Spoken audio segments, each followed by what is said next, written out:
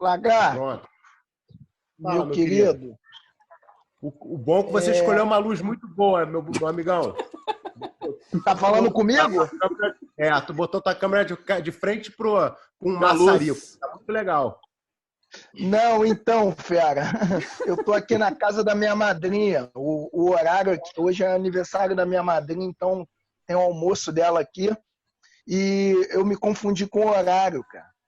Pra variar. Tamo aí, então, dá um desconto. Tá bom. Dá um desconto. Vem cá, bichão. Pra gente começar, né? Vamos lá. Para alunos que estão começando, né? O nosso objetivo, né, dessa live é exatamente, né, conhecer os campeões, né, da Gracie Barra. E, cara, você é um dos atletas da Gracie Barra que, pô, tem uma história aí, pô, maravilhosa, né, cara? Obrigado. Adiantar aqui, meu irmão, pô, primeiro lugar no europeu, pô, diversas vezes, né, campeão europeu, é um professor que representou a GB Matriz, isso a gente também vai falar pela frente, e, cara, tu é um cara também que a doença que afetou todo mundo aí, meu irmão, tu derrotou, que é o câncer, tu é um atleta, né, que se livrou do câncer, então um cara que tem uma história assim de superação assim incrível.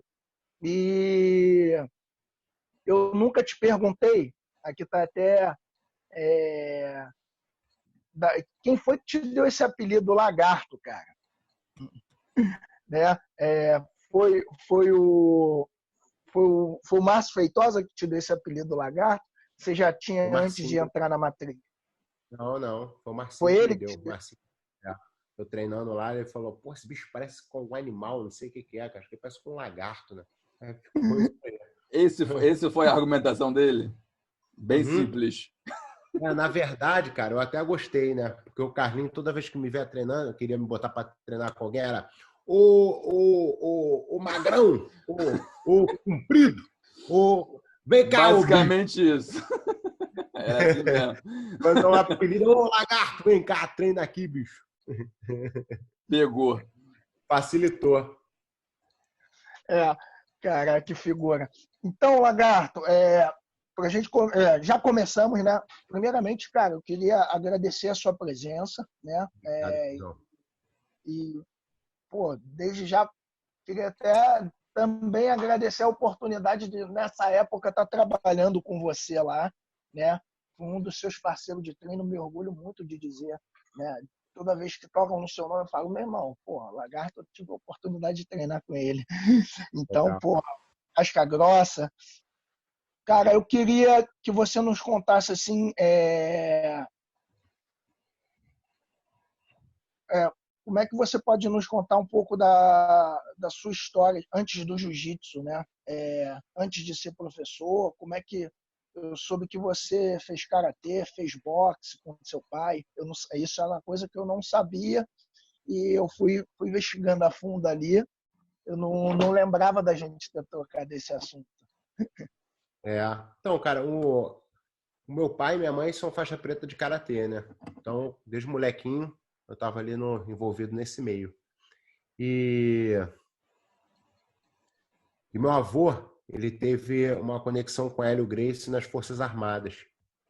Então, desde moleque, ele botava essa pilha para eu treinar, só que eu não curtia muito, né? Moleque, eu digo 4, 5 anos. Eu queria treinar karatê, aquela coisa toda. Aí, quando eu fiquei mais velho ali, nos meus 12 anos, foi quando eu comecei a me dedicar ao jiu-jitsu, mas por moda ali, né, que meus amigos estavam fazendo. Quando fui ver, eu estava me dedicando quase full time, só para o objetivo em ser melhor que os meus amigos. E desde então, cara, minha vida só foi isso aí, só foi jiu-jitsu, desde 12 anos. E com 16 anos, não, 17 anos, na verdade, eu abri minha primeira academia em Vargem Grande. E eu era faixa azul, na verdade, e eu contratei o Rock and Roll. Lembra do Rock and Roll? Contratei o do Raul Poderoso. E o Rock and Roll que dava aula. O Rock and Roll era faixa marrom e eu ficava ali de instrutor, coach do lado, né? Mas, na verdade, eu arrumei um filho mais velho, né? Que eu tomava conta dele, eu que, pô, organizava tudo e tal. E já foi, pô, já começou a experiência ali. Então, desde moleque, eu dou aula full time, né, cara? Então, eu ia pro colégio cedo, arrumava um jeito de sair do colégio. Então, tipo, 11 da manhã eu já estava na academia e ficava até 11 da noite todos os dias, ajudando a aula, limpando, isso tudo. E depois eu mudei. Quando eu virei faixa roxa, eu pedi pro Carlinhos para eu dar, para abrir uma Gracie Barra em Vargem Grande. Eu fui um dos poucos, né, cara? O Carlinhos, não sei como, ele me autorizou. Na época era faixa roxa, ele me autorizou a abrir a Gracie Barra em Vargem Grande. Então você começou com uma escola sua para depois virar uma Gracie Barra? Porque na época eu treinava com o Carlos Augusto. Ah, sim. Aí eu me mudei para Gracie Barra, já me mudei de faixa roxa, fiquei 7 anos na faixa roxa. Ou seja, não foi tão papo não, né? Eu estava dando aula com o Carlos Augusto na minha academia, era uma filial do Carlos Augusto em Vargem Grande. Uhum. Aí, pô, eu parei, fechei a academia, comecei a me dedicar mais ao treino, aí comecei a treinar na Gracie Barra. Fiquei ali uns 7 anos, mofando na faixa. Normal. Aí teve um dia que eu tive a ideia de voltar a dar aula, né? Aí o Carlinhos falou, pô, eu pedi para ele se eu podia abrir uma Gracie Barra, ele deixou. Uma surpresa minha. Eu comecei a dar aula, a minha segunda academia foi a Gracie Barra Vargem Grande. Ele, na época, era o Fábio Orelha, era o meu sócio. Tu lembra, Bui, do Orelha? Caraca, meu irmão, Fábio Orelha. Falecido Fábio Orelha, que ele esteja em paz, né? Entendi. Mas então, a próxima pergunta você respondeu meio que mais ou menos, mas a gente pode dar uma ênfase nela. O que te levou a fazer o jiu-jitsu em si? O que te motivou a fazer? E se você gostou do jiu-jitsu desde a primeira aula ou foi gostando mais pela amizade ali, pelo meio? Cara, eu sempre fui muito competitivo, né? Então eu ia gostando só pelo fato de ser melhor do que os outros. Aí isso vem mudando conforme os meus objetivos. Conforme tu vai mudando, passando de fase na vida, igual o videogame, né? Os objetivos vão mudando. Então eu queria ser o melhor do que os meus amigos, aí me tornei melhor do que os meus amigos na minha vizinhança. Aí depois comecei a querer me tornar melhor do que os meus amigos da academia, que todos olhavam para mim meio que eu cheguei na Gracie Barra, pô, já tinha toda aquela galera ali formada, né? O Igor, Gracie, com o Sal, com o Zé Gotinha, com o Jerry, com o Cirizinho, tinha aquela panelinha toda formada ali, o grupo deles. E eu cheguei ali no meio, sem respeito nenhum, pedindo para treinar com faixa preta, saindo na mão com todo mundo, duro, fazendo força, todo desajeitado. Os caras me odiavam, né, cara? Então, pô, eu fui ganhando junto com ao mesmo tempo que eu fui encascorando, eu fui ganhando o coração da galera, né? Então, pô, aos poucos os caras falaram, pô, esse cara é um louco, é um maluco lá de Vargem Grande, pô, o bicho faz a força do caramba. E aos poucos eu fui na marra ali, eu fui ficando mais duro. Comecei a virar treino pra galera, comecei a competir direto, comecei a competir, fazer parte do time. E quando eu fui ver, eu já estava inserido no grupo ali, né? Mas demorou isso aí, né? E aí os objetivos já começaram a mudar. Eu já não queria ser melhor do que os meus amigos da academia. Eu já queria, pô, ser melhor em relação ao mundo. Eu pensava, falava, bicho, eu vou ser um dos melhores do mundo nesse esporte aí, cara. Eu vou, pô, treinar pra caramba. Aí o nego ria, me sacaneavam. Até minha mãe e meu pai não acreditavam, né? Então, pô, a galera, pô, me botava pilha, mas eu acreditei em um sonho, cara, e treinei duro e, pô, fui conquistando meu espaço, né? Então, o objetivo foi mudando conforme o tempo. Entendi. Pô, maneiro. Lagarto, algumas das perguntas, dessa próxima pergunta aqui, né, você já até complementou.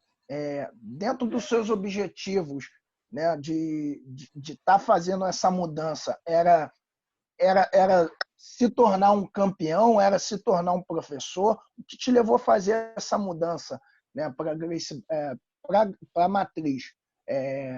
O motivo era que lá tinha mais competidores, ou você, né, tomou essa decisão assim que você chegou lá? Você sempre teve essa decisão de, meu irmão, eu vou chegar, quero mudar para Gracie Barra porque eu quero ser o campeão, quero ser o melhor de todos, ou eu quero quero ter uma academia melhor? Foi pela didática? Foi por esses motivos? Ou você teve essa transformação quando chegou lá? Pô, pergunta interessante, Will, pelo seguinte. Nos anos 90 não existia didática, né? Nos anos 90 a gente estava vivendo uma era totalmente diferente. Então, era jiu-jitsu, vou te dizer que o slogan era totalmente diferente. Era jiu-jitsu para poucos, né? Então, ficaram pelo caminho, né? Era uma seleção natural. Exatamente. Se você fosse um casca grossa e você conseguisse sobreviver àquelas bronquices ali, tu era welcome pro esporte. Se não, meu irmão, tu era um fraco e tchau, tu vai fazer musculação, entendeu? Então, pô, na época não tinha nenhum crossfit, né, cara? Então, pô, vai fazer spinning. Era a parada da época. Então, pô, eu vi muitos ficando pelo caminho. Muitos. Então, respondendo a pergunta que fez eu mudar, cara, foi simples fato de que naquela época, na Gracie Barra, eram os maiores os campeões saíam dali, né? Então, fui para me desafiar mesmo. Mas eu falei com o Carlos Augusto na época, falei para ele, eu treinava já bastante. Chegou um momento que, na academia não tinha muito mais treino para mim, né? E o Carlos Augusto ele era uma extensão da Gracie Barra. O que ele fazia? Ele contratava a galera que treinava, que estava se despontando e que era ali da área, para dar aula na academia dele. Então, durante muito tempo, o Mainha, ele era campeão. Na verdade, o Maia foi o primeiro campeão mundial da Gracie Barra, porque ele foi campeão na faixa roxa, né? O primeiro mundial que teve, ele foi o primeiro campeão. Ele era levinho, né? Então, a cronologia, né, que você fala. Então, ele foi um dos primeiros a ganhar ali, né? E o Mainha sempre foi muito talentoso, sempre foi muito técnico. Então, o Carlos Augusto fez um acordo com ele, que ele dava aula de manhã no Augusto, né? O Carlos Augusto. E depois o Carlos Augusto ficava ali revisando aquelas técnicas, né? Que na época não tinha essa informação, YouTube, não tinha tudo essa que a gente tem hoje em dia, né? Então, a informação era muito mais fechada. Às vezes, para tu aprender uma técnica, tu tinha que ir para um campeonato, aí tu ia aprender a defesa daquela técnica só no outro campeonato. Quando você tinha acesso às outras lutas e tu via, caramba, tu viu como é que fulano tá defendendo, como é que o Beltrano tá parando aquilo ali? É assim, assado, pô, vamos se juntar aqui, vamos tentar estudar isso. Então, foi nessa que eu me mudei, né? Eu cheguei para o Augusto, falei, Carlos Augusto, eu tô pensando em me mudar. O Jefferson já tinha ido. Eu não sei como é que vai ser. Tá? Não, faz isso mesmo, vai lá, vai ser melhor para você. Mas eu fui em busca do treino, entendeu? Eu não tinha nenhuma visão assim de dar aula e tal. Dar aula, naquela época, e é engraçado que ainda existem muitas pessoas presas nessa mente, nesse mindset, que é cara, eu vou dar a minha aula de jiu-jitsu ali, no qual eu sou a estrela do tatame. Eu, como professor, eu vou mostrar o que eu quero, que eu vou dar um rabo de arraia, vou jogar o cara pro alto, vou dar o meu show, que, as minhas alunas vão me achar o cara, e eu vou dar o meu show, né, cara? E aí ele ganhava o dinheirinho dele para manter aquele egocentrismo. O status. Tem um monte que é assim hoje em dia, né? Mas a galera ainda é muito presa nisso, né? E tem uma galera aí que vem copiando o que a Gracie Barra está fazendo e está crescendo agora como um time, como uma academia, que no final das contas, isso é bom para todo mundo. É bom, cara, quando você tem Eu escutei uma história esses dias aí que o melhor vendedor de milho dos Estados Unidos, os caras perguntaram para ele, qual é o teu segredo, cara? Ele falou, eu passo as sementes, as minhas melhores sementes para todos os meus vizinhos. Ele, mas tu é maluco? Tu passa as sementes para os teus vizinhos, sendo que são todos seus concorrentes? Ele falou, não, mano, que quando o vento sopra, se eles tiverem milho de qualidade ruim, vai soprar para cá também um milho de qualidade ruim. O meu milho vai ter uma influência nisso. Se eles tiverem milho de boa qualidade, o meu milho vai ser o melhor. Então, pô, eu vou ajudar os caras para poder me ajudar. Então, é mais ou menos isso. Quando todo mundo faz um trabalho bom, o mundo ganha com isso, né? A visão do nosso mestre qual é? O mundo seria um mundo melhor se todos fizessem jiu-jitsu, né? Sim. Maneiro. É a famosa maré cheia, né? Todo mundo sobe junto. É isso aí. Então vamos lá para a quarta. Então vamos lá. Quais eram os parceiros de treino ali na matriz mais difíceis e mais duros? E também quais foram os seus oponentes mais difíceis nos campeonatos? Pode citar a sua luta mais difícil e qual você teve que se superar em algum aspecto? Cara, relação a treino. Cara, eu era muito ruim, né, cara? Então, cara, eu batia muito. Humildade, hashtag humildade. Tá entendendo? Então eu batia muito, cara. Eu batia muito, eu apanhava muito, eu chorava muito. Ninguém sabia, cara, mas eu já chorei muito naquele banheiro ali da matriz. Pô, atravessava ali, meu irmão. Eu falava, cara, como não é possível, cara? Como é que eu chego aqui? Eu sou o primeiro a chegar, sou o último a sair. Como é que pode, cara? Eu não consigo raspar ninguém. Todo mundo me finaliza. Pô, mas eu não desistia, cara. Tá entendendo? Eu não desistia. Na minha cabeça eu sabia que ia ser duro. Eu vi a galera fazer assim, cara. Tinha um moleque do Carlos Augusto, era o Mainha.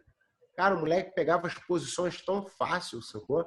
Eu vi os moleques, eu vi o Buiu pequenininho pegando as posições, ia lá, pô, brincando na brincadeira, zoando. Chegava lá ele e o Cairon, dois molequinhos, chato pra caramba, ia lá, fazia a posição e ia embora, ficava só brincando de empurrar um ou outro, mas na brincadeira eles já faziam a posição melhor do que eu, como criança, sacou? Eu falava, cara, não é possível isso, entendeu? Mas eu tinha um diferencial, cara. Eu tinha um diferencial. Eu sabia que eu não era talentoso, mas a posição, quando eu fazia a posição, quando eu via alguma coisa, eu fazia a mesma posição 1000 vezes. Eu ficava fazendo posição muitas vezes sozinho, imaginando a posição. Aí o que acontecia? Depois de um mês, o cara talentoso esqueceu. E eu, pô, o pangaré maluco, tava fazendo as posições, tá entendendo?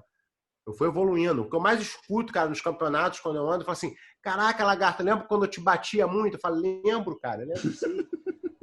Vamos treinar agora? Vamos treinar? Os caras já obesos, assim, e tal. Pô, desistiu de treinar, desistiu da vida, desistiu de tudo. Então, eu sempre fui um cara regrado, sempre fui um cara que, pô, busquei muito os meus sonhos. Sempre fui um cara que acreditei muito em mim. Mas não foi fácil, cara. Nunca foi fácil, não. Não, mas e nos campeonatos, assim, qual foi aquela luta ali que tu, porra, teve que superar brabo? Pô, cara, nos campeonatos, eu poderia apontar, cara, assim, vamos pensar na faixa preta. Cara, o Xande foi uma pedra no meu sapato. Porque o Xande tirou, o Alexandre Ribeiro, né? Ele tirou, pô, 3 mundiais da minha mão, né, cara? Eu, pô, lutei com ele ali na semifinal, perdi pro cara. Aí, pô, não ganhei o Mundial. Aí ele chegava lá, lutava na final com alguém, matava o cara assim na final. E, pô, ele me ganhava por uma vantagem. Eu falava, cara, não é possível, cara. Mas tu achava ele, assim, muito estratégico? Cara, parecia que eu tava lutando com um espelho, sacou? Aí até que, pô, um dia a gente tinha um amigo em comum. E ele falou, pô, lagarto, o Xande, ele assiste a tua luta o dia inteiro. Ele assiste a mesma luta mais de 100 vezes. Eu falei, mas, pô, cara... Ou seja, eu descobri isso depois que eu perdi para ele 3 vezes, né? Então, por isso que era, pô, igual lutar, pô, com o espelho. O cara sabia tudo que eu queria, entendeu? Então, pô, mas aí em 2011 eu consegui ganhar do Xande, sacou, cara? E foi, pô, uma época assim que eu voltei, depois de eu voltar do câncer. Eu ganhei no mesmo dia. Eu ganhei do Xande e ganhei do Bochecha, entendeu? Então, pô, aquilo ali foi no mesmo dia. Aquilo ali foi, pra mim, foi algo mágico, cara, que eu consegui provar pra mim mesmo. Foi o seu pico de performance, né? Exatamente, porque, pô, a galera sabe que eu tive meu visto negado para os Estados Unidos 10 vezes. Então, pô, eu ganhava o europeu, já ganhei o europeu 7 vezes. Então, eu ganhava o europeu, eu ganhava os campeões mundiais no europeu. Então, pô, Léo Nogueira, uma galera foi campeão mundial, chegava lá, lutava comigo, eu ganhava com os caras, entendeu? Mas eu era campeão europeu, o cara era campeão mundial, tá entendendo? Sim. Então, pô, o momento de eu provar para mim mesmo, não para ninguém, foi aquele mundial ali, né, cara, no World Pro Cup, que foi em Abu Dhabi. Mas se eu só ganhasse o mundial em Abu Dhabi, seria, ganhar um mundial em Abu Dhabi, o IBJJF tem mais peso. Mas quando você ganha um mundial em Abu Dhabi, ganhando do Xande, do José Júnior e do Bochecha no mesmo dia, aí, meu irmão, isso é melhor do que qualquer Tem um sabor diferente. Não tem como o nego... Não tem como não escrever o nome, né? Exatamente. Lagarto, posso já passar para a próxima pergunta, Bruno? Pode ir já. Lagarto, antes de você pegar... Me corrija se eu estiver errado aqui. Antes de você pegar a faixa preta, né? Pô, tu foi um cara que se aventurou, né? Eu lembro de você se aventurou em vários lugares. Me corrija aqui se eu estiver errado. Você foi o primeiro aluno do Carlos Gracie, né? Representando lá a escola Gracie Barra, a dar aula em Portugal. E como foi feito isso aí? Como foi sua experiência, né, como professor lá em Portugal? Boa pergunta, Buiu. Foi o seguinte, foi em 2004, quando assim que eu peguei minha faixa preta, o Carlinhos me pediu para ir nessa missão, né? Começar a expandir a Gracie Barra lá. E foi quando eu lutei o primeiro europeu, onde eu fui campeão peso absoluto. E, cara, ali eu comecei a ver um pouco do jiu-jitsu de uma perspectiva totalmente diferente do que eu estava, na qual a gente foi criado, né? Eu comecei a ver um jiu-jitsu que as pessoas a vaidade era algo que tinha um peso muito grande. Então, pô, eu vi coisas surreais em Portugal, né? Pessoas que não treinavam, queriam faixa, né? Pessoas, então isso daí, pô, aquelas loucuras, né? A loucura, cara que a ponto da própria esposa do cara perguntar, pô, como é que o lagarto dá seminário você não dá, sendo que o cara é da faixa azul forçado? Então, eu comecei a ver umas coisas assim que eu comecei a ter que aprender a ser mais diplomático. Que aquela casca grossice no qual a gente foi criado e cresceu, eu não iria sobreviver com aquilo. Então, não que eu não fosse mais, que eu não podia ser mais sincero e falar o que eu pensasse. Eu poderia sim, mas antes disso, sendo bem diplomático. Senão, sendo bem maleável, né? Bem... Quebra, tá entendendo? Quebra. As pessoas, eu falei meia dúzia de verdade, o nego não gostou. Então, mas Portugal é um lugar maravilhoso, cara. Portugal é um lugar maravilhoso, mas aquele momento ali valeu muito para minha experiência, valeu muito para eu conhecer, pô, um pouco mais do ser humano, da vaidade. E eu entendi ali, cara, que o ser humano ele não consegue evoluir se ele não deixar a vaidade de lado, entendeu? O cara ficar constantemente brigando com aquilo ali. A evolução ela começa a existir quando você fica tranquilo, confiante com você mesmo e coloca todos os dias tua vaidadezinha ali embaixo da cama. E foi uma ponte, né, cara? Portugal foi o início de tudo. Que ali, pô, eu gostava, pô, ele tem altas ondas, é um lugar maneiríssimo, é um lugar bonito, com um clima bom, mas eu vi que eu precisava evoluir como ser humano. Eu não podia ficar ali, entendeu? Portugal é uma extensão do Brasil. Sim. E, infelizmente, ainda mais naquela época, o que acontece? O cara não deu certo no Brasil, o cara pega um voo, faz um trabalhozinho aqui, faz umas mucrinagens aqui no Brasil, pum! Pipoca para Portugal, tá entendendo? Aí fica lá, dando volta em todo mundo, fica lá querendo ser um malandrão, tirando vantagens de todo mundo. Então, o grupo de brasileiro que tinha naquela época ali, eu falei, cara, eu não quero fazer parte disso, cara. Eu quero evoluir como ser humano, eu quero, pô, buscar novos horizontes. Aí, pô, foi onde eu dei uns seminários pela Europa, pela França, Paris, Polônia. Aí eu parei em Londres, né? Onde que o Roger morava aqui, então foi um atrativo conhecer Londres por causa do Roger. Aí vim, Mas conheci o Roger que te convidou? Ou Não. você que procurou ele? Não, cara, na verdade não tinha muito isso de eu convidar, né? Amigo, o cara tem academia, pô, vou lá ver um amigo e pronto. Entendi. Tu foi visitar e acabou ficando. Fui visitar. Não, eu não fiquei na academia dele, não, cara. Eu fui visitar, treinei, fiquei 2 dias assim e fui fazer minha correria. Eu fui pro norte da Inglaterra, dei um monte de seminário e acabei que eu me mudei pro norte da Inglaterra. Numa cidade, cara, que chove quase 300 dias por ano. Se chama Preston, né? A gente até que brincava, a gente chamava de Preston. Era de depressão com Preston.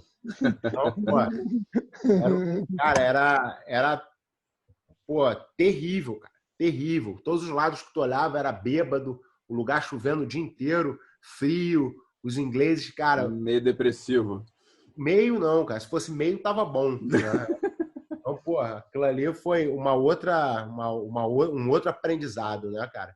Então, tu sai do Rio de Janeiro com 20 anos e cai numa cidade no norte da Inglaterra, é difícil. Entendi. Mas vamos lá. Depois dessa tua experiência internacional, ensinando assim, o jiu-jitsu para alunos de olha, meu diferentes... querido aí, rapaz. Quem chegou aí? Serginho. Serginho, tudo bem, professor? Fala, meu guerreiro. Bom te ver. Bom te ver, tudo ótimo. Quanto tempo? Pois é, cara. Aí, Lúcio. Tô te vendo. É o seguinte. Aí, ainda tem essa parada aqui, moleque, aí, ó. Lembra? Eu tô vendo, lembro. Porra, molecão. Que legal, hein, cara. Que legal. Aí, ainda tem a paradinha do cordão aqui, tudo, lembra, cara? Tá vendo aí, ó? É qualidade, né? Lagarto, ele mostra pra todo mundo, ele fala, isso aqui, ó, foi o Lagarto lá que fez. Caramba, isso daí é história, cara, porque é o seguinte, isso daí entra numa fase, cara, na minha vida que eu parei pra pensar, falei, caraca, não tem como eu ficar dando aula pra eu treinar, pra eu ter um nível de jiu-jitsu que eu quero, né? Aí, pô, Serginho, a galera, pô, assim, o Ricardinho, eles tinham, porque meu pai, ele é designer, né? Uhum. Então, tinha um ateliê dele e tal. Então, eu ia sempre lá, fazia joia pra galera, fazia cordão. Eles viam o modelo na joalheria, me falavam, eu ia lá, mentalizava e fazia pra galera. O Serginho fez a Cruz do Vasco, não foi isso? Foi. Fiz a cruz e o cordão todo, né? Todo o cordão. Todo o cordão. Que legal. Foi maneiro, cara. Então, vocês são poucos que tem. Pô, se eu pudesse, Sim. até eu comprava. Se quiser, eu compro esse teu cordão aí. Isso aí é coisa história. Aí, Lúcio, Opa! outra coisa que eu me roubaram, cara, não sei se tu se lembra, daquele casaco preto que o Mumu fazia, lembra? Lembra? Porra, cara, aí. Roubaram o teu casaco. Fiquei puto, porque aquilo ali é uma relíquia, cara. É. O primeiro casaco Barra Grace preto que o Mumu fazia e vendia, cara. Eu lembro. Que legal. Bom te ver, Sérgio. Bom de ver também, moleque. Porra. Muito legal. Vamos lá. Qual foi a outra lá? Vamos lá que eu vou perguntar aqui. Então, depois dessa experiência aí de Portugal, Londres e tudo mais, né, você voltou para o Brasil e teve uma experiência no MMA. Uhum. O que te levou a você lutar no MMA? Como é que foram os treinos e a sensação, né, antes, durante e depois da luta? Então, cara, como eu falei, desde moleque eu treinava stand-up, assim, né? Treinava karatê, treinava capoeira, treinava, fazia boxe. Então, desde molequinho, eu já fazia sparring, né? Já lutava. Aí eu comecei a fazer o jiu-jitsu, mas sempre na galera dos anos 90, a gente sempre treinou pensando no MMA. A gente não treinava jiu-jitsu pensando numa lapela. A gente treinava no jiu-jitsu pensando, meu irmão, vou dar porrada nesse cara, se o cara me pegar, eu vou me defender. Então a gente pensava no jiu-jitsu kimono, esporte, mas rua. É um jiu-jitsu que a gente podia usar nas duas formas. E meu avô e meu pai sempre me desafiaram muito a isso, né? Então eu começava a pegar meu pai, fazia muita pegadinha, muito kimono, ele tirava o kimono, ficava todo suado, falava, tenta fazer comigo agora aí, eu dando soco na tua cara. Então, pô, eu fui criado nesse ambiente, né? Então, quando... Ambiente hostil, tranquilo. Pô, um ambiente salutar. Minha mãe tomando café do lado, meu pai com 130 quilos, com a pança gigante, me batendo. E ela, vambora, meu filho, sai daí. Então, pô, eu fui criado nesse ambiente. Então, quando eu treinava Vale Tudo, cara, ali eu treinava MMA com a galera, quando a Gracie Barra começou com o MMA, poucos ficaram. Todos os brabões que gostavam, pô, de brigar na rua, toda aquela galera que gostava de arrumar uma briguinha no final de semana, ninguém ficou, cara. O único que ficou ali, eu cito os nomes claramente, cara, que foi, pô, bem rápido. Ficou eu, Jerry, Celcinho, Buiú, quem mais? Conto na mão, cara. Conto na mão os nomes que ficaram ali. Um ou outro se aventurava de vez em quando para apanhar um pouco ali, mas via que não era bom, não parava. Tá entendendo? Não é legal. Não era legal, cara. Tá entendendo? Mas, pô, conto numa mão os que ficaram ali, tá entendendo? Chegou a galera toda ali da luta livre, pô, Cacareco, Babalu, o nosso Shimu, pô, a galera toda ali, meu irmão, não era um ambiente legal, né, cara? O dia inteiro treinando e o pau comia, tá entendendo? Então eu treinava o dia inteiro, cara, mas eu vou te ser bem sincero, eu nunca fui fã do ambiente do MMA. Pô, no ambiente do MMA, o cara tá ali com um caneco de cerveja na mão, gritando, vai, mata, quebra a cabeça, o cara... E ele perde total a essência do martial arts, né? Do artista marcial, né? Então, pô, nunca fui a favor daquela energia ao redor do MMA, mas gostava muito do desafio de me testar. Aí, pô, mas aí eu olhava os eventos, pô, para tu lutar com um cara duríssimo para ganhar R$300. Eu falei, cara, isso não paga nem meu dente. Tá entendendo? Então, o que eu fazia? Eu dava meus seminários pelo mundo e voltava e ficava ali, pô, 6 meses no Brasil, treinando com a galera, me sustentando com o dinheiro dos meus seminários e, ao mesmo tempo, ajudando a galera para construir a carreira, para fazer um nome, né, um pouquinho mais, para poder um dia, né, chegar num patamar maior. Então, a galera se colocava nessa situação de lutar por R$300, pensando em um dia poder lutar por mais. E lógico que tinha a galera ali que lutava, ganhava um pouco mais, que era o Shimu, o Babalu, o Cacareco, as estrelas da época, né? Uhum. Cara, eu treinava ali com os caras todos os dias. Aí teve um dia que os caras falaram, pô, Lagarto, luta, a gente vai organizar um evento no Castelo das Pedras, luta, vai ser legal. Pô, mas eu falei, não vou lutar essa parada, né, cara? Aí o Babalu falou, pô, meu irmão, Lagarto é playboy, cara. O Lagarto não vai lutar nada. E tudo que eu não era playboy, né, cara? Mas isso foi para te instigar, certamente, né? Isso instigava. Com certeza. Deu certo, né? Aí, pô, falei, sou playboy, então tu vai ver, bota meu nome lá, tal. Aí, pô, lutei lá, cara. Aí eu falei, pô, galera, só não fala meu nome e tal, que a galera, pô, vai ficar sabendo. Pô, bota, sei lá, Lúcio Furtado, não bota Lúcio Rodrigues, Lagarto, não. Não faz mal não, Lagarto, faz mal não, tranquilo, pode ficar tranquilo. O Shimu e o Dado falaram, né? Pô, quando eu cheguei em casa que eu abri o computador, cara, Lúcio Lagarto estreia no MMA. Ei! Pô, cara, aí, pô, o cara que quer lutar comigo já tirou o corpo fora. Aí o segundo que quer lutar comigo tirou o corpo fora. O terceiro, cara, eu cheguei ali pra lutar, não sabia nem com quem eu ia lutar, entendeu? Pô, cheguei lá, pô, o cara que entrou ali, arrumaram um cara do Muay Thai lá, mas eu nem sabia que ia lutar. Eu podia pegar uma bomba de primeira luta, entendeu? Sim. E foi isso. Aí depois, cara, o que aconteceu? Na época, eu já lutei doente, só que eu não sabia. Quando eu lutei ali, eu já tava com câncer. Tava já perdendo peso e tal, e não sabia o porquê. E logo depois eu descobri, né? Aí, pô, eu superei o câncer, passei aquela história toda. E eu pensei, cara, eu não quero mais ficar lutando, pô, pela minha vida. Eu não quero ficar, pô, no hospital. Pô, não vou ficar me aventurando para lutar, vale tudo, esses eventos aí, até eu construir uma carreira. E, pô, daqui a pouco vou ter que tomar um soco na cabeça, bater de cabeça no chão, vou ter que lutar pela minha vida de novo, entendeu? Então, pô, acho que vou me dedicar ao jiu-jitsu e foi o que aconteceu. Era uma época diferente, né? Cara. Tipo assim, cara, e até hoje, né, cara, se tu para pra pensar, aquela história que a gente falou do ego, né, cara? Por que muita gente quer lutar o vale tudo? Cara, para ser campeão de jiu-jitsu não é fácil. Sim. Tu tem que fazer, cara, para ser campeão de jiu-jitsu, um campeonato fraco, tu tem que fazer 3 lutas. Pode ser campeão mundial, cara, tem que fazer 6 lutas, cara. 5, 6 lutas de arranca-rabo, pô, cara que sabe, pô, no mesmo nível que você. Se o cara luta um vale tudo, tá bom, tem soco na cara, tem isso, tem aquilo, não sei o quê, mas o cara vai fazer uma luta, cara.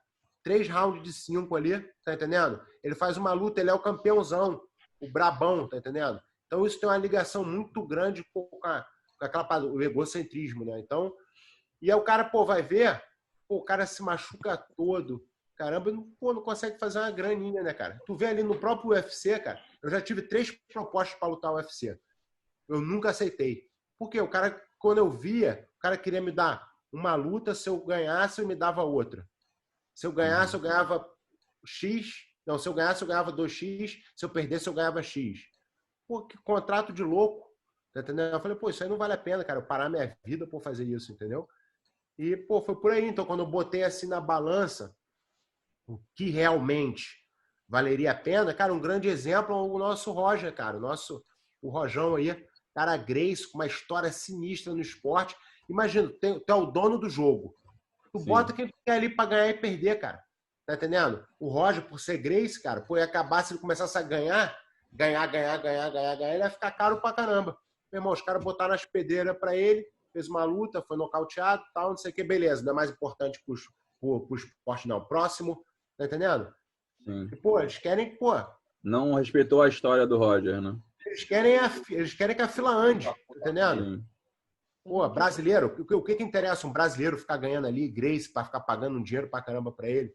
Entendeu? Eles querem o cara fazendo o trash talking ali, falando um monte de besteira, que representa um país ali, por exemplo, esse bicho aí, esse marqueteiro aí, o irlandês, qual é o nome dele? O McGregor.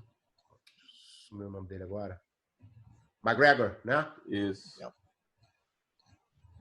Então é isso, cara. Então eu nunca gostei do ambiente, mas o que parou, eu iria... Se eu não tivesse ficado doente, cara, eu iria me aventurar a tentar fazer carreira, mas acabou que eu fiquei doente, parei ali, fiquei me dedicando ao jiu-jitsu mesmo. Lagarto, complementando aí essa pergunta aí complementando a tua resposta, eu lembro que quando a gente treinava com essa galera aí, a gente falava, vocês são... A gente falava que eles eram malucos em lutar MMA, e eles falavam que a gente era maluco em lutar jiu-jitsu exatamente pela quantidade de luta que tinha e pela quantidade de atletas que a gente tinha que analisar, né? Ou seja, estudar e treinar. Então, a galera do MMA sempre falava isso pra gente, vocês são malucos. Vocês fazem o quê? 4, 3 lutas num dia? Tá maluco. Os caras achavam uma loucura. Não sei se você recorda disso, né? Eu lembro. Cara, tu para pra pensar, Buiu, é o seguinte. Pensa no campeonato de jiu-jitsu. Tu chega no campeonato, tu tem que ficar esperando, tem que treinar. Primeiro tem que treinar, aquela estresse toda, se preparar e tal. Tu chega no campeonato, aí tá a luta. A IBJJF e a CBJJ é mais organizado, né? Tem um horário que funciona no horário ali certinho. Cara, mas muitos campeonatos, quantas vezes a gente foi lutar lá em Niterói, que a gente lutava com o mesmo cara 2 vezes, que a gente raspava o cara não dava ponto, virava a cara. Meu irmão, só tinha... Pra ganhar, tinha que finalizar. A gente já ia lutar sabendo que ia ser uma guerra, tá entendendo? Pô, então eu ia lutar com o Bruno Bastos. Eu ia lutar com o Bruno Bastos, o irmão dele era juiz, tá entendendo? Então, pô, esse nível aí de loucura, cara, a gente, cresceu nisso, né, cara? Aí, vai ver, aí vai fazer peso absoluto, 8 lutas, tudo junto. É uma maratona de luta, cara. Meu irmão, uma maratona de luta. Lagarto, você já falou um pouco da próxima pergunta aqui, mas é uma pergunta muito importante que nessa fase a gente estava junto, né? Enfim, Vamos lá. Cara, depois de todas essas batalhas aí no jiu-jitsu, no MMA, você descobriu que estava com câncer, né? Como foi receber essa notícia? Óbvio, não é uma notícia nada fácil de se receber. Como foi o jiu-jitsu te ajudou a lidar com essa situação, né? Como é que foi essa fase assim em relação ao teu treinamento? Eu como teu parceiro ali de treino, cara, eu vi que ao mesmo tempo te deu um baque, mas vou deixar você falar aí sobre isso porque foi uma coisa assim que eu pude acompanhar, né, de perto. Então vou deixar cara, aí. como tu falou, meu irmãozinho Buiu, quando a gente recebe uma notícia dessa, o chão cai, né, cara? A gente nunca acha que isso vai acontecer com a gente, né? Ainda mais quando, pô, tem uma alimentação toda regrada, tu é um atleta e tal. Então, pô, existem algumas fases. Então, pô, tem a fase que tu não acredita, tu fica lutando, tu fica resistente. Aí tem a fase que tu começa a se perguntar pra quê, mas não por quê, né? Porque senão tu fica muito preso no porquê. Depois começa a pensar no pra quê que eu tô passando por isso. Aí quando tu consegue passar dessa fase, tu começa a lutar pela sua vida, né? Então, quando eu comecei a lutar, eu comecei a ver que... Aí eu comecei os valores da vida que a gente realmente tem. A gente vive, cara, como se nós nunca fôssemos morrer, né? Como se fôssemos eternos. E, pô, a gente sabe que é uma contagem regressiva. A gente não está cada vez mais jovem, a gente está cada vez mais velho, né? A diferença, isso me ajudou muito quando eu tive essa linha de raciocínio, isso me ajudou muito. A única certeza que a gente tem na vida é que vamos morrer e que temos que pagar impostos. As únicas certezas que temos na vida. Então, pô, o resto a gente não sabe de nada. Então, o que eu pensei, cara, se eu vou morrer hoje ou daqui a 20, 30, 50 anos, isso não tem muita importância. Eu sei que eu vou morrer um dia. Mas o quanto eu vou viver que é importante. Então, pô, eu pensei no seguinte, eu não sei quanto tempo eu tenho mais aqui. Então, eu vou tentar viver todos os dias como se fosse o último da minha vida. Então, agora eu tenho a chance de abraçar os meus amigos, eu tenho a chance de falar para os meus amigos o quanto eles são importantes para mim, o quanto eu os amo, eu tenho, pô, a chance de falar isso para minha família. E, pô, tem a chance de apreciar, pô, coisas que a gente não nota, né? Que a gente passa todos os dias. Eu lembro que eu ia surfar e, pô, às vezes a onda estava demorando, eu ficava reclamando, remando para um lado para o outro, revoltado.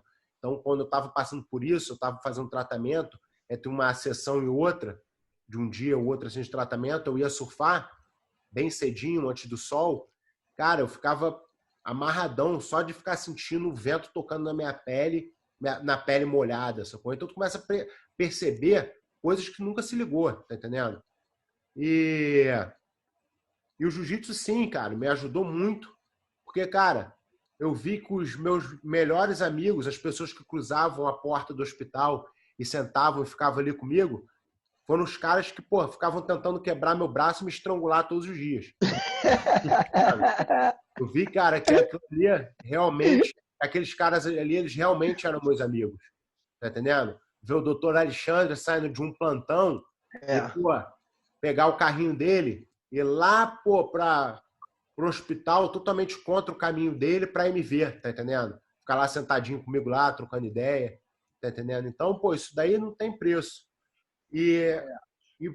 Aí vem a pergunta, né, cara? O que eu menos pensei naquele momento ali, naquele desafio ali, era quanto que eu tenho na minha conta, quanto que eu fiz na minha vida. A única coisa que eu via na minha cabeça, que experiências eu vivi, quantos amigos eu tenho, né? O que eu vou levar comigo? Cara, isso daí, pô, caixão não tem gaveta, né, cara? Então, eu pensava, pô, muito nisso e pensei que vou viver intensamente, cara. Eu vou viver intensamente, vou ser feliz todos os dias. Então, o que me dava felicidade? Jiu-jitsu, surfar e brincar com vocês.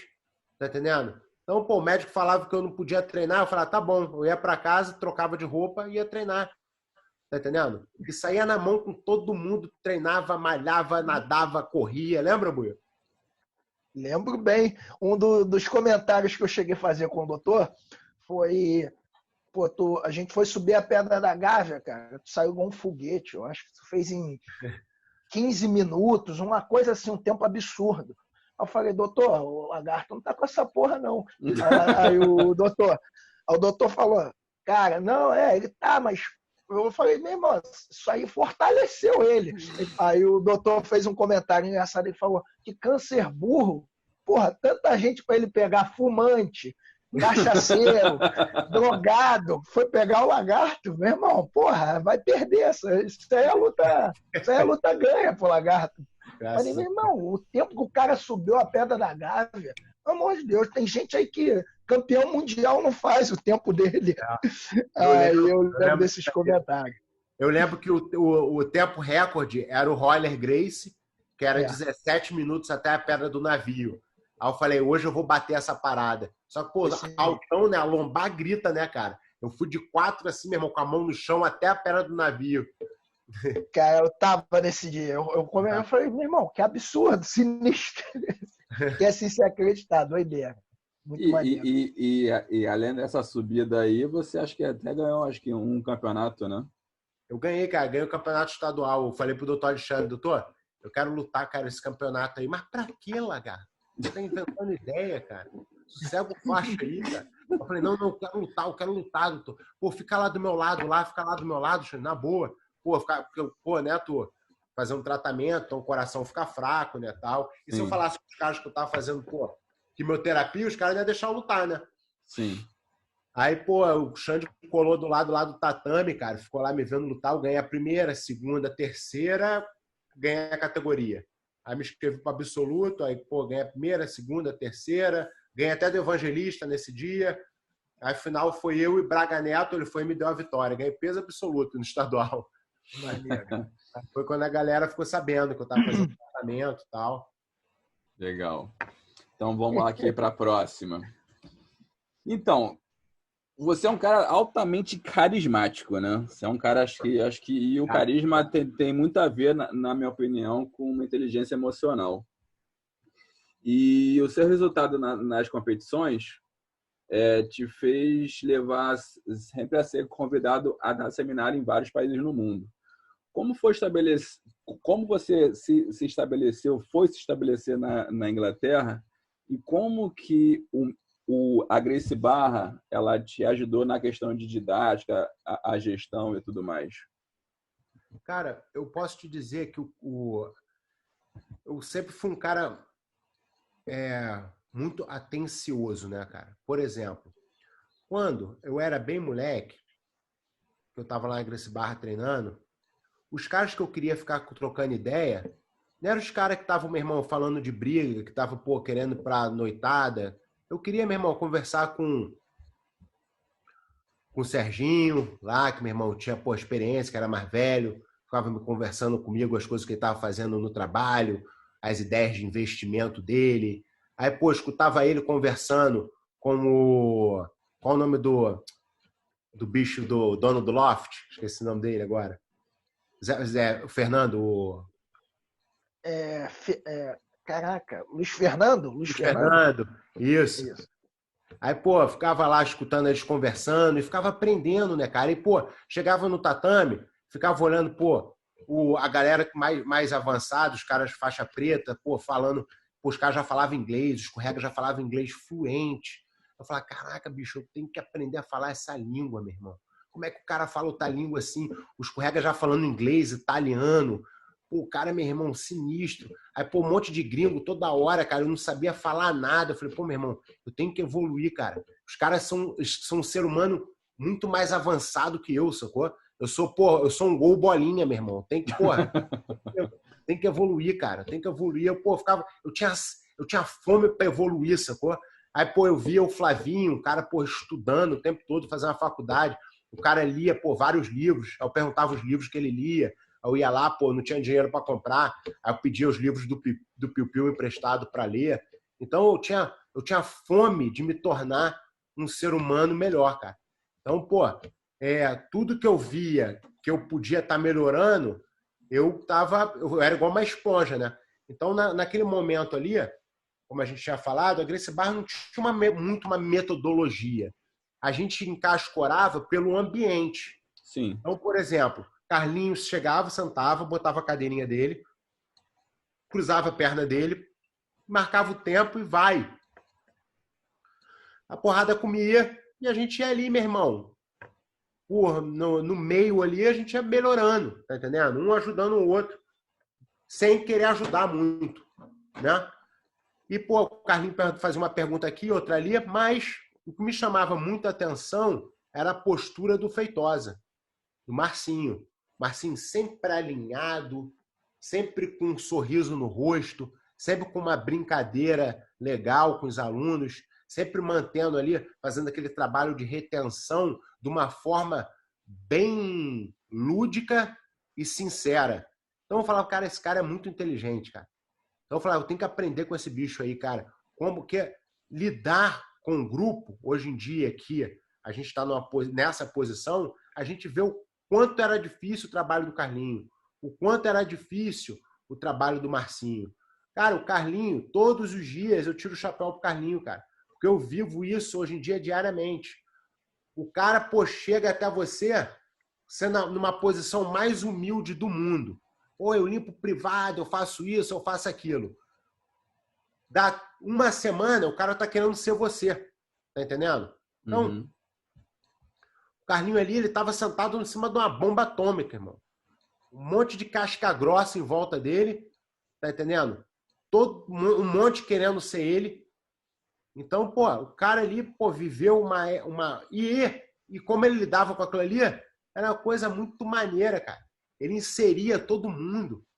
Todo mundo fazia parte do grupo, ele não tirava ninguém, tá entendendo? Então, aquilo ali era muita sabedoria. E eu via aquilo tudo, cara. Eu via todo dia no ouvido do Carlinhos, ele escutava, mas ao mesmo tempo ele se protegia. Ele meio desligava. Então, aquilo tudo ali eu aprendi muito naquele ambiente ali. Eu não aprendi só jiu-jitsu na Gracie Barra, cara. Na Gracie Barra ali eu aprendi, cara, a me alimentar. Na Gracie Barra ali eu aprendi a conversar com todas as classes sociais. Na Gracie Barra ali eu me eduquei ali, cara. Tá entendendo? Então, quando você pergunta assim, pô, o que você aprendeu com a Gracie Barra? Aprendi tudo com a Gracie Barra, tá entendendo? Então, eu aprendi, pô, desde a comer, a me alimentar, a conversar, tá entendendo? E jiu-jitsu veio no meio. O jiu-jitsu fez parte do combo, entendeu? Sim. Muito bom. Vai lá, Boizinho. E Boizinho travou, será? Então, Brunão, tu perguntou um negócio interessante. Tu falou, pô, da carisma, né, tal. Da inteligência emocional. Exatamente. Isso é bem legal isso, cara, porque tu não pode fingir, né, cara? O cara que ele quer fingir ser carismático fica uma coisa blurry, embaçada. Sim, fica falso. Lúcio. Fala, meu querido. Mas a diferença sua é que tu foi um cara sempre, cara, que sabia ouvir e muito educado, velho. Eu lembro disso, cara. Eu lembro daquelas resenhas que o doutor Ricardo, delegado, ficava falando pra gente, e tu ouvia pra cacete, mano, entendeu? E você sempre foi um cara educado, humilde e educado. Eu acho que isso foi muito importante também para fortalecer o teu sucesso, entendeu? O teu conteúdo como pessoa humana. Isso foi muito importante. Que a gente vivia num mundo de leões, você sabe disso. Se jogasse pedaço de carne, todo mundo queria comer, entendeu? Mas você comeu a sua carne com educação, no momento certo. Não é não, moleque? Obrigado, obrigado pelo seu feedback aí, cara. É verdade. Tinha o doutor Ricardo ali. Então, pô, esses eram os meus amigos, né, cara? Os primeiros que abriram as portas para mim era a galera assim, que não tava ali pensando em competição. Tá entendendo? Pelo lazer. Que era o seu Ricardo, que era o... Qual o nome do outro delegado que faleceu? O seu Fala, Serginho. Ricardo. Ricardo. Não, eram 2 Ricardos, isso mesmo, eram 2 Ricardos, né? É. Não, Álvaro, doutor Álvaro. Álvaro, isso. Então, era o seu Álvaro, aí, pô, tinha o seu Ricardo, aí ficava ali o seu Álvaro contando as histórias pra gente, né? Então, pô, ficava ali aprendendo com eles. Então, quando eu cheguei na Gracie Barra, cara, eu fiquei 7 anos na faixa roxa. Os primeiros que me aceitaram foi essa galera aí, que foi o seu Ricardo, o Tuninho, o seu Álvaro, o Serginho, tá entendendo? Quem mais?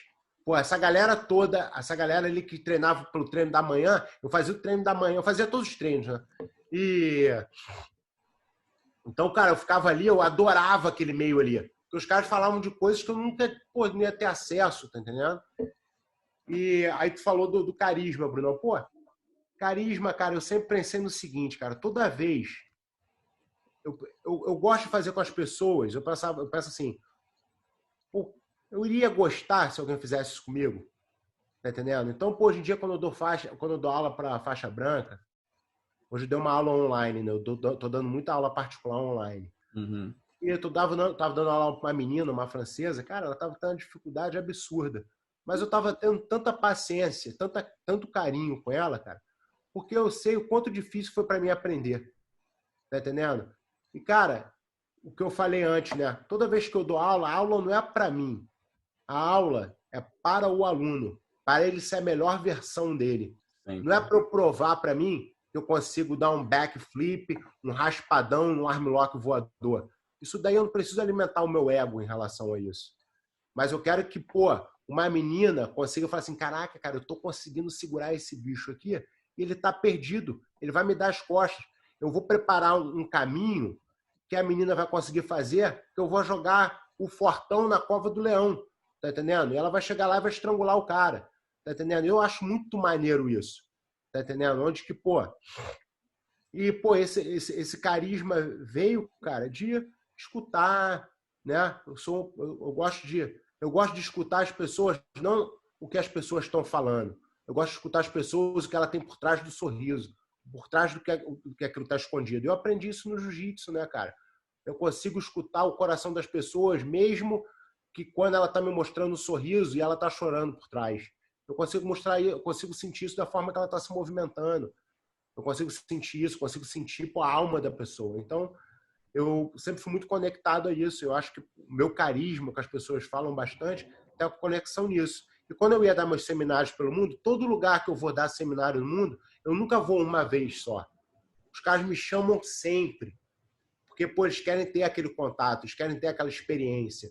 O ser humano... Aquele good vibe que você tem, né, cara? Que eu acho, assim, bem diferenciado. Obrigado, irmão. Obrigado. E, pô, é isso que a gente, pô, é isso que fica, né, cara? Então, toda vez que, pô, eu tô ali, pô, vou dar um seminário, vou dar uma aula, antes eu agradeço na minha cabeça várias vezes, pô, por eu estar ali, por aquelas pessoas estarem ali, appreciating, apreciando, essa palavra em português? Apreciando. Sim, apreciando mesmo. Apreciando o meu trabalho, entendeu?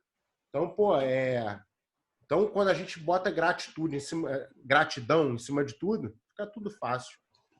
Quando você faz aquilo que você gosta e entende, né? Não basta apenas gostar, você vai ter que entender também. Fica mais fácil até de você ter uma paciência, né? Porque você sabe todos os caminhos possíveis que a pessoa ela pode ali caminhar para ela conseguir o objetivo dela. Exato. Entendeu? Luizão, pode ir lá para a tua. Lagarto, a gente já falou aqui de várias situações, né? O que te motivou, o que te fortaleceu, né? Você é um cara que, cara, a tua trajetória, né, é considerada de sucesso dentro das competições. Você é respeitado e querido por muitos campeões, né, cara? Na sua opinião, né? Eu queria saber, na tua opinião, o que te motivou, o que te levou a ter esse sucesso nos tatames, né? Eu acho que você já falou uma boa parte disso aí, mas qual foi a sua maior alegria e maior tristeza nas competições, né? Boa, Ou até no jiu-jitsu mesmo também, né? Não sei. Exatamente. Cara, bom, eu poderia, se eu fosse colocar em uma palavra o que me levou a ser reconhecido assim dentro do esporte, eu poderia falar dedicação, né, cara? Eu sempre fui muito dedicado, muito. E sempre acreditei que o trabalho duro seria muito mais importante do que o talento. Então, pô, sempre trabalhei muito duro. Eu trabalho até hoje, cara. Eu boto toda essa minha energia hoje em dia. Treino com meus alunos, gosto toda vez que eu estou no tatame. Eu treino, pô, como se eu fosse competir. Boto mesmo minha mesma energia nas escolas, nos meus business, minhas ideias. Quando eu estou surfando, eu estou pensando em tá tentando ser o melhor do que eu posso ser ali, presto atenção em todos os detalhes, pergunto. E cara, o que é legal é que eu tenho esse carinho de todos os times, né, cara? Não só da Gracie Barra, tenho respeito, tenho carinho de todos os times. Isso é uma parada que me traz muita felicidade, cara. E então, pô, se fosse colocar numa palavra, eu colocaria isso, né? Trabalho duro. E qual foi a outra parte da pergunta? O que te motivou, né? Não pode falar aí, Buri, foi mal. Não, mete o bronca, é isso mesmo. Não, fala aí, campeão. Fala aí, pode falar. Não, você falou, eu perguntei qual foi a sua maior alegria, né?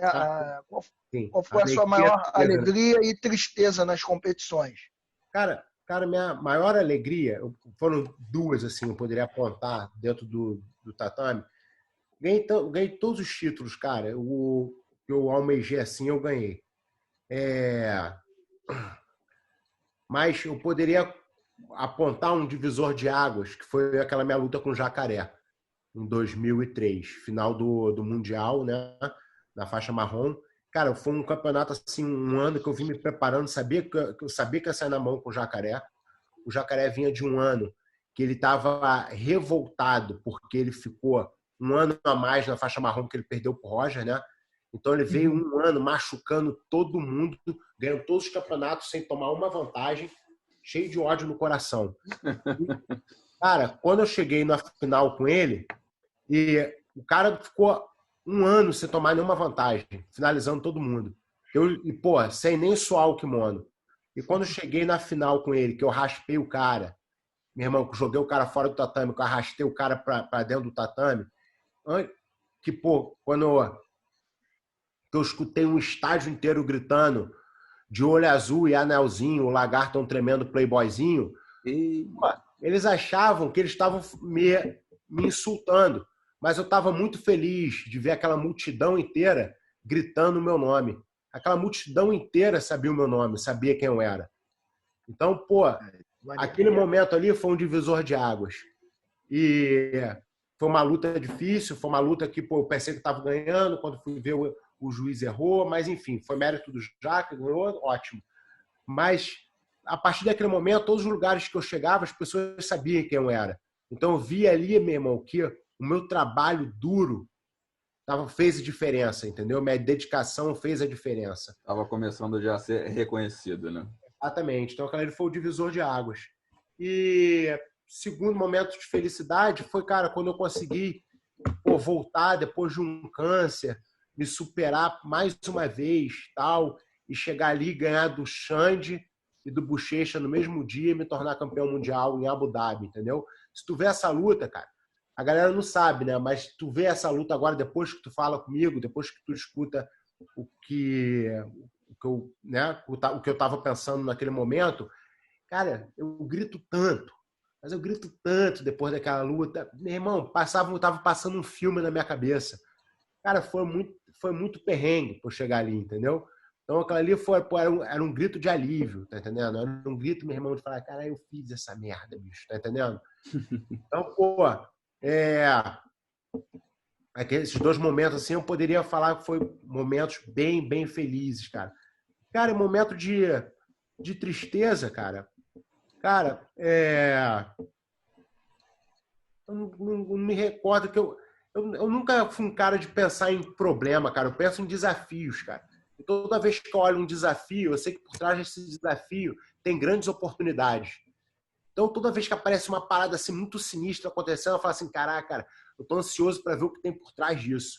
Então, eu já começo a me focar no que tá vindo por trás. Então, pô, assim, de tristeza, eu poderia apontar, cara, perdas, né, cara? Perdas que eu tive no jiu-jitsu. Foi o nosso amigo Álvaro, né?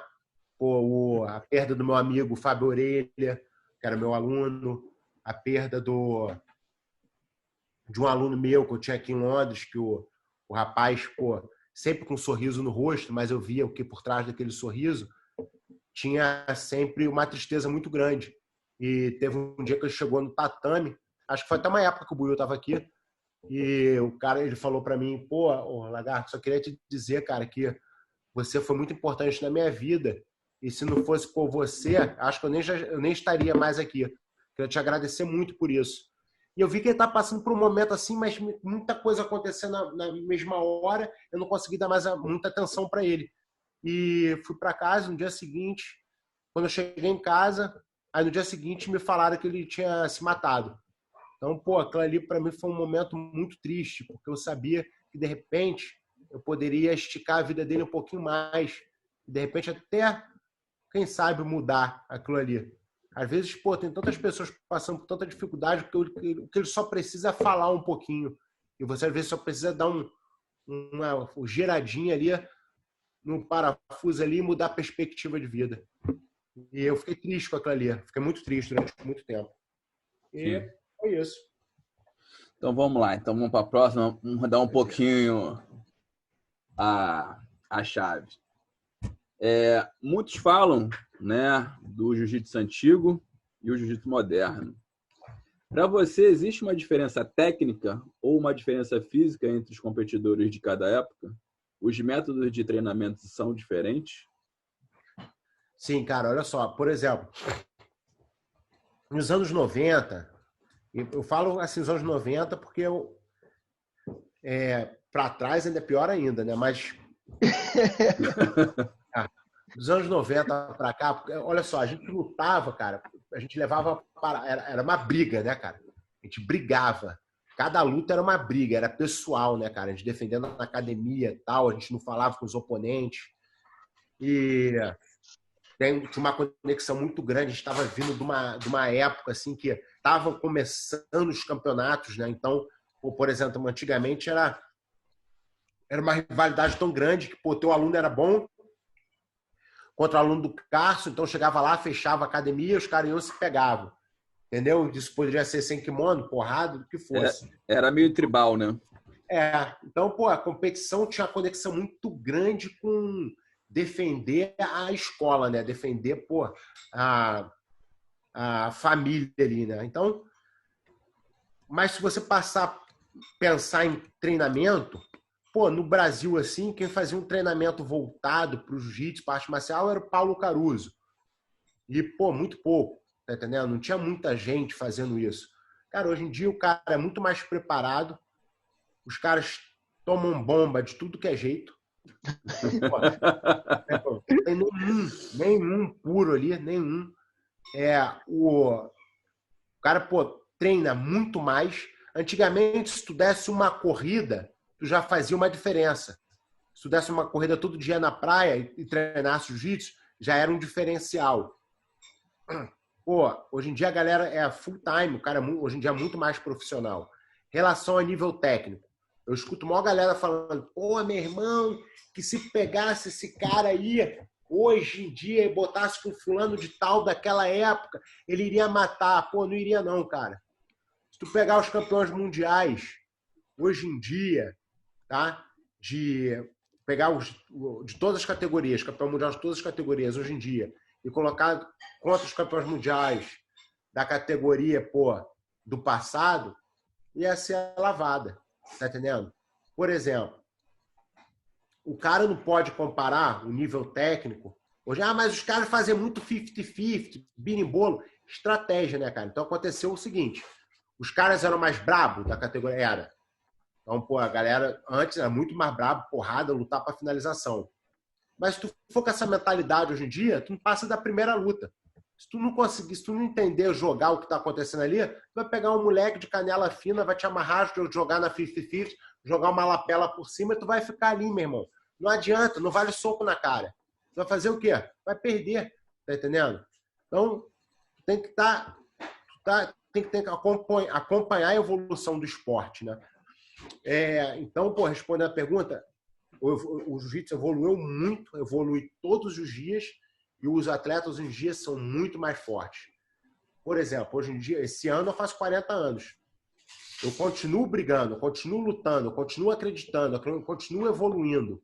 Eu não paro, eu continuo estudando. A partir do momento que eu parar de estudar, é impressionante. Passa um mês, 2 meses, meu irmão, o jiu-jitsu já está em outro nível. Tá entendendo?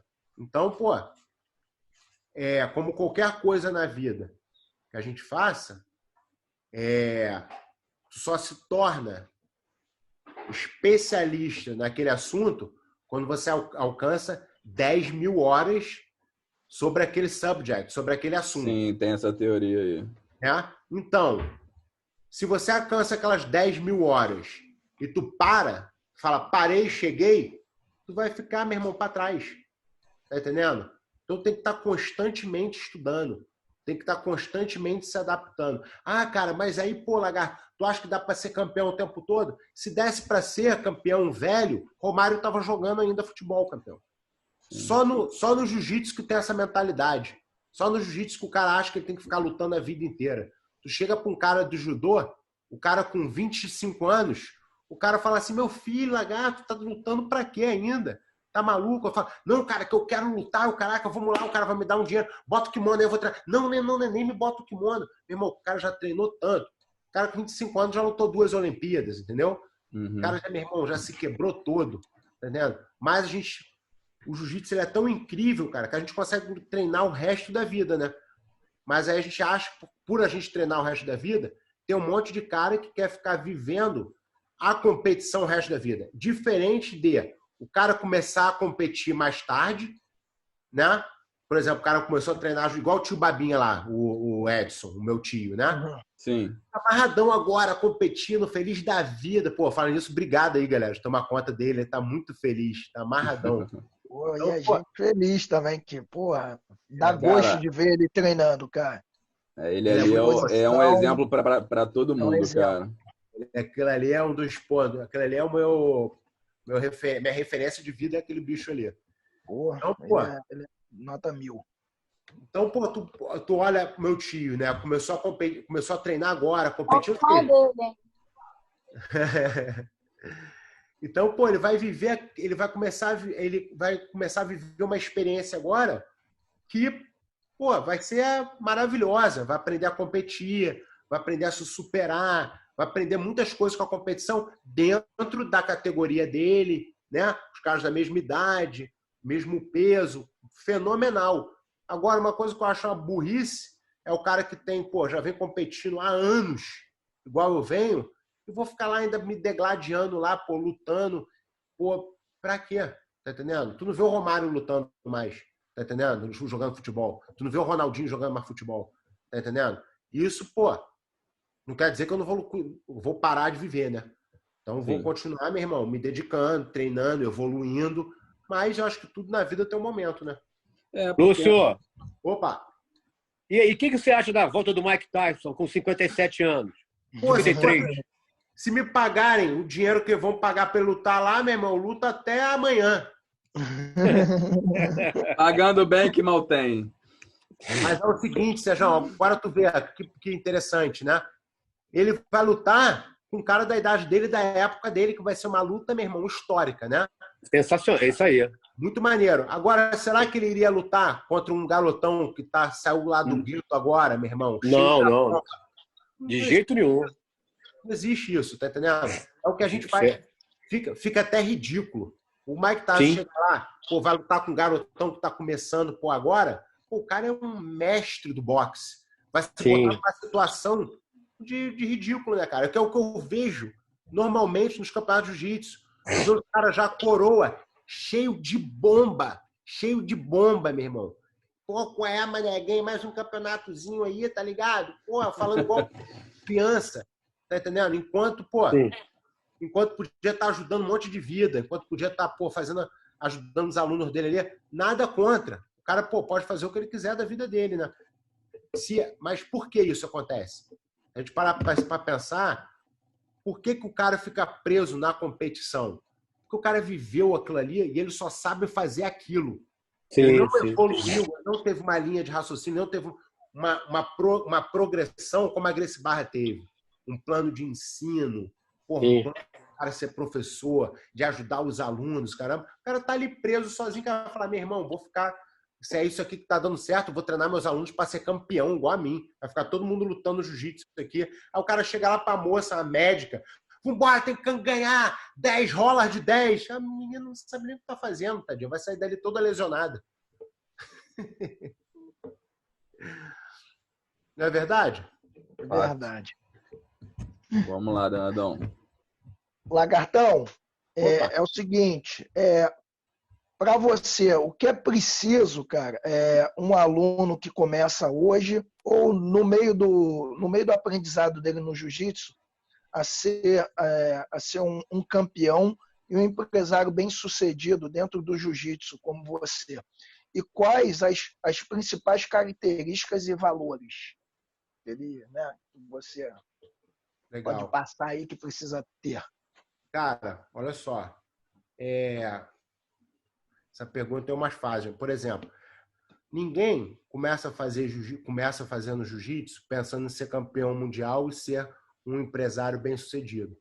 O cara ele começa a fazer jiu-jitsu pensando em se proteger, pensando em ter uma saúde melhor, pensando em ter um corpo melhor, pensando em ter uma mente melhor.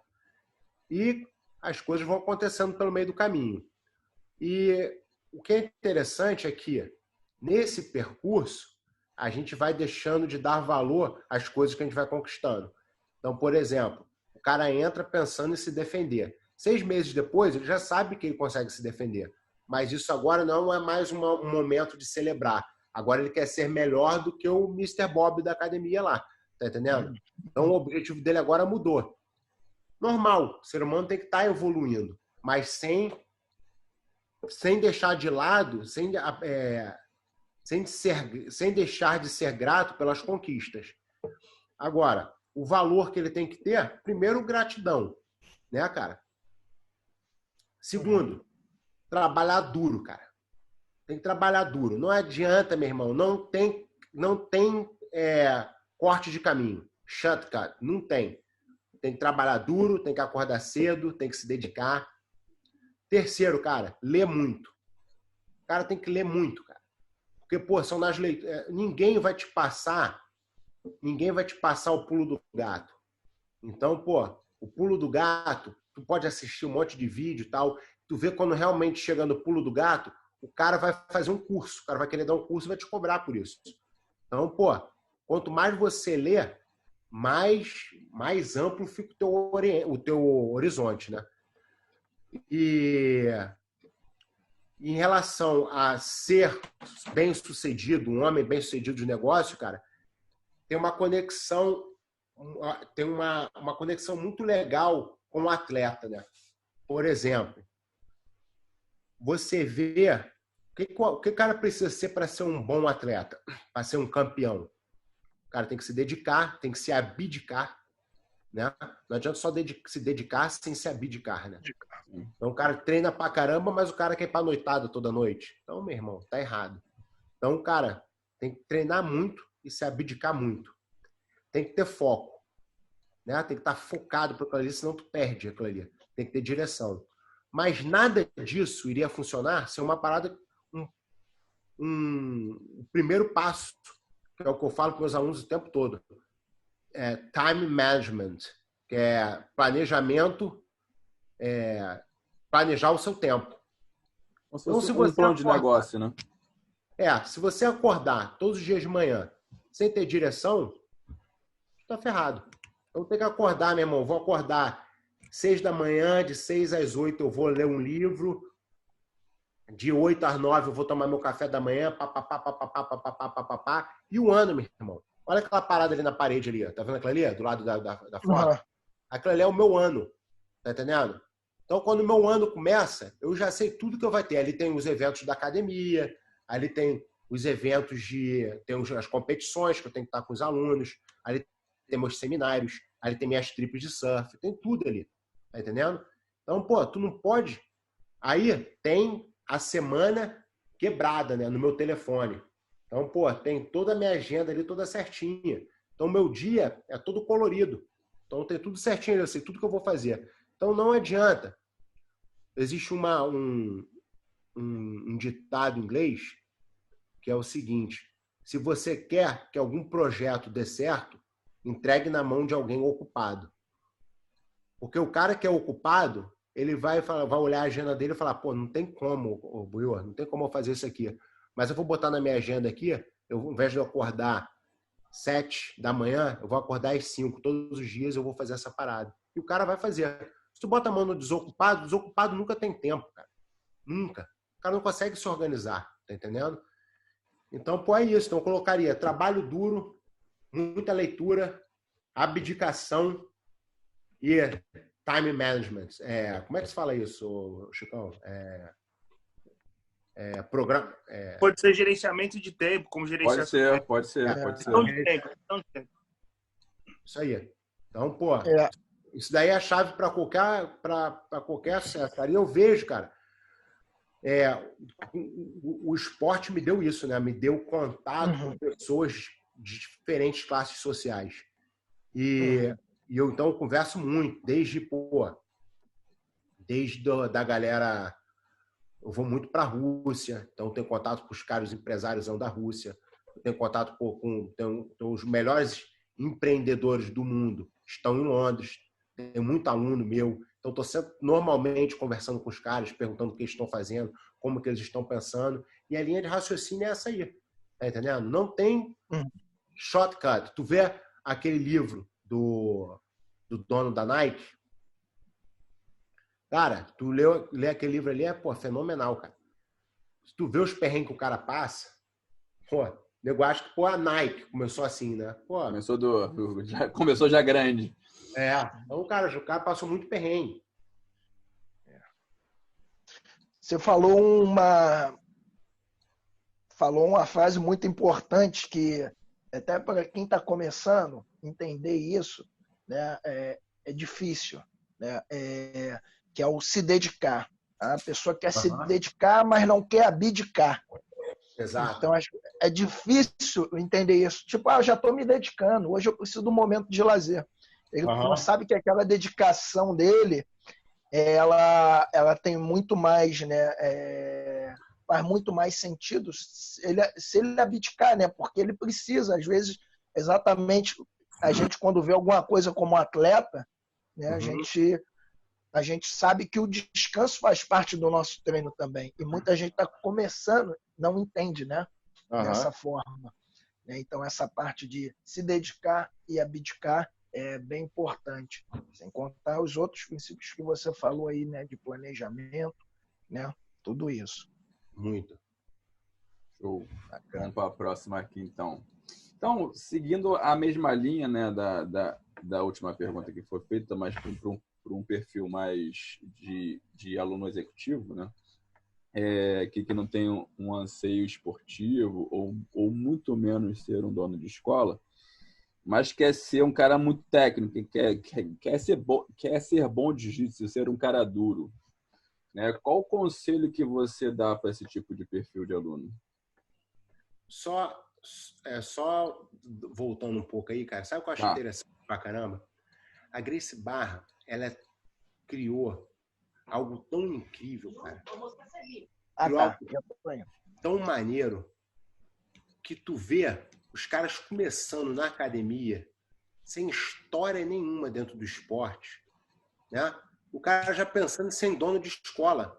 Sim. Calma aí, campeão. Come mais fubá. Calma aí, cara. Vem tranquilo, irmão. Vem tranquilo. Passa a marca. Tá entendendo? Aí, pô, o cara, meu irmão, o cara quer cortar caminho. Tá entendendo? Porra, cara, o cara acha que é fácil, tá entendendo? Cara, a gente tem Exatamente. A gente tem uma coisa bem legal aqui, né? A gente faz eu estou fazendo um trabalho bem legal com a garotada que trabalha. É isso, eu tava preso? Meu padrinho aqui me zoando. É o seguinte, cara. A galera não tem como cortar caminho. Não tem como o cara chegar e falar para mim. Eu já tenho uns alunos que o cara tem uma graninha guardada e fala: pô, eu quero investir, vou abrir uma academia, pô. Vamos lá. O que ele quer? Ele quer, meu irmão, ele quer cortar o caminho. Ele não quer fazer o que os instrutores estão fazendo, estudando, vivendo aquela história, né? Então, o cara ele quer ter uma escola ali e cortar o caminho. Não é assim, né, cara? Então, pô, tem todo um processo para chegar ali, né? Se não, cara, vira uma escola quebrada, vira uma escola falida, vai ser uma escola que o cara vai estar movido pelo ego. Então, não é o que a gente quer, né? E na verdade, só para acrescentar, ele está aumentando o risco do negócio dele, né, cara? Exato. Porque ele está ali entrando no negócio que é de especialista, sendo que ele não é especialista, ou seja, ele sempre vai ficar dependente de uma pessoa que talvez ele nem conheça. Agora tu vê, né, cara? Enfim, tu vê que quando existe uma metodologia, quando existe algo organizado, como fica fácil para as pessoas entenderem, né? Pô, se tu fala isso lá nos anos 90, um cara começar a treinar para abrir uma academia, pô, vira até chacota, né? Sim, a pessoa vai começar a rir dele. Então... Mas, enfim, qual foi a outra pergunta? Então, vamos lá, só vou repetir ela aqui para você. Para o aluno ali, que é um aluno que não tem nenhum anseio esportivo ou muito menos quer ser um dono de escola, mas quer ser bom de jiu-jitsu, né? Quer ser um cara duro, quer ser um cara ali que é treino para o campeão, né? Qual o conselho que você dá para esse tipo de perfil de aluno? Cara, é bem parecido com aquela resposta da pergunta anterior, né? Sim. O cara que ele... Mas sem competição, né? Você é um cara que não gosta de competir, que não sente ali confortável e tudo mais. Sim. Aí, cara, o melhor caminho é estar envolvido na academia. Estar ajudando nas aulas. Porque, pô, vai dar aula particular. Pô, professor Bruno vai dar aula particular. Pô, posso ser o boneco? Tá entendendo? Ficar de boneco. Tá entendendo? Deixar o cara... Lembra? Boneco não fala, né? Tem que ficar calado. Sim. Também tem essa. Tem boneco que quer se meter, que quer fazer pergunta. Então, o boneco não fala. Fica quietinho, acrescentando. Quer pegar o vácuo da aula. Tá entendendo? Então, fica ali. Quando acabar a aula ali, fala, pô, professor, gostei daquele detalhe e tal. E é o seguinte também, não adianta tu estar ali fazendo a aula se tu não tá conectado. Tu tá vendo, mas não tá enxergando. Tá entendendo? Sim. Então, pô, ficar ali... Não é para ficar ali igual um boneco morto. É para ficar um boneco ativo, com HD ligado, tá entendendo? Pegando tudo.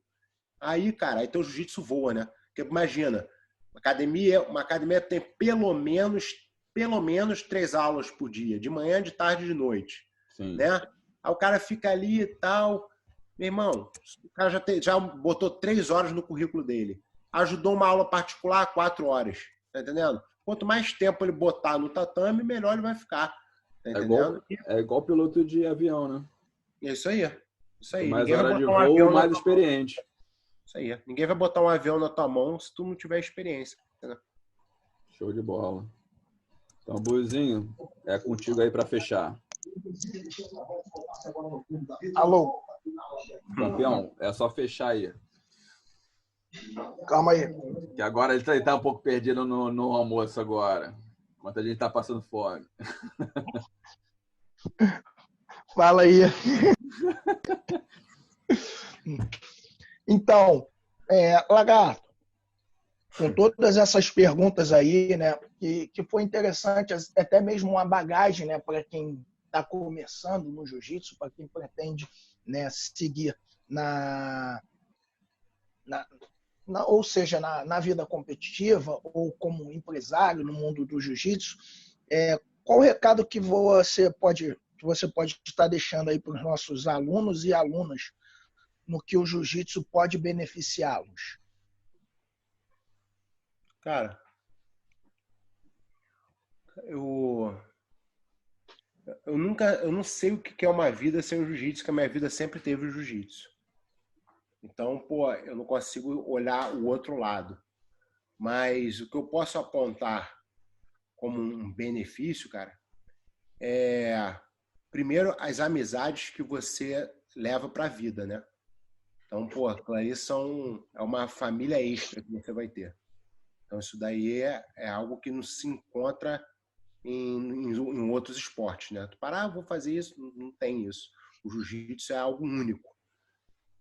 Já existiram estudos que as pessoas tentaram descobrir o porquê disso. E é difícil, deve ser. E muitas pessoas apontaram pelo contato, pelo contato físico ali, das pessoas que têm todos os dias, estarem tão próximas, estarem treinando, mas não foi algo concreto, né? E então fica esse primeiro ponto, que é a família que você está criando ali. Cara, o segundo, todos os valores de saúde, né, cara, tu tá tendo ali, tua saúde, pô, tá melhorando mentalmente, espiritualmente, fisicamente, né? Isso daí é algo que também tu não acha em qualquer lugar. Tu vê numa sessão uma aula de jiu-jitsu, cara, eu quando treino 1 hora, pega pra capar, eu perco 5 quilos de água, cara. Tá entendendo? Então, pô, 1 hora, aí, pô, tu pensa nisso ou seja, são 5.000 calorias que eu perco em um treino pau pereira, entendeu? Então, isso daí, cara, não é qualquer esporte que tu vai ter um desgaste desse, né? E de uma forma bem lúdica, né? Uma forma bem legal. E outra coisa, cara, o conhecimento, cara, que você tá ali aprendendo diariamente, ainda mais numa escola como a Gracie Barra, que tem um currículo, né? Que a gente segue um currículo tal, de uma progressão de ensino. Então, isso daí, pô, é como se estivesse fazendo uma faculdade de arte marcial, né? Da melhor arte marcial do mundo. Então, pô, os benefícios são infinitos. Mas o que eu carreguei muito comigo, assim, do jiu-jitsu foram, pô, as minhas amizades e o que eu me tornei, né, cara? A cabeça que eu tenho hoje em dia foi por causa do jiu-jitsu. Mas isso tudo só vai acontecer dependendo das pessoas que você se envolver. Então, pô, em qualquer meio social vão sempre existir as bananas podres, né? Se você se envolver com a banana podre, campeão, tu vai cair no chão podre igual a ele. Então, é verdade. Se envolver com as pessoas que estejam querendo evoluir como ser humano também. Verdade. Não, Sérgio? Isso aí. Lagartão? Opa. Sim. Lagartão, deixa eu só aproveitar aqui. Bichão, agradecer a tua presença aí também, né? O Sérgio quer falar também. Bichão, foi um prazer falar com você. E eu não surfo não, mas quando você estiver aqui no Brasil, por favor, vamos combinar de tomar aquele açaí, que é a última vez que você treinar aqui. Também, pô. Vamos treinar. Pois é, você apareceu lá, eu falei, caraca, Lagarto, tinha chegado depois, mas enfim. Mais uma vez agradecer a tua presença aí, pô, prazer mais uma vez, né? Tá trocando essa ideia com você, tá tendo essa troca de informação com você. E exatamente essa tua energia, esse teu carisma, né, leva mais uma oportunidade de estar aprendendo, né, meu irmão? Que não é só o cara ter títulos, ter uma história maneira e não saber ter esse carisma.